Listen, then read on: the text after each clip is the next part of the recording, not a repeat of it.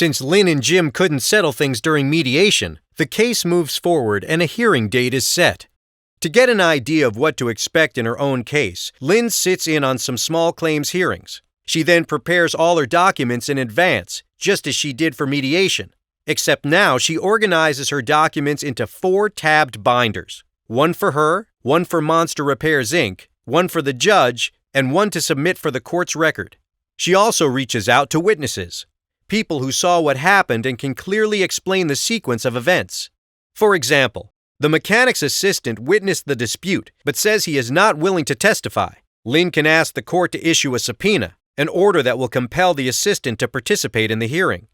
At the hearing, the plaintiff usually presents her case first. The judge asks questions to both sides.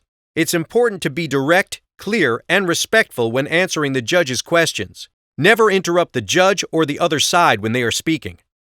After the judge has heard both sides and asked questions, she will decide the case and issue a judgment. If a judge rules against Lynn, she can appeal to the district court. This is not a new hearing, and she cannot present new evidence. It is simply another judge reviewing the evidence and arguments already presented. If the defendant appeals to the district court, he will have to pay a bond of $250 and the amount of any judgment awarded against him. If Lynn appeals, she will only pay the $250 bond. At the end of the case, the judge decides what happens to the bond. There is no guarantee that the person who posted the bond will get it back.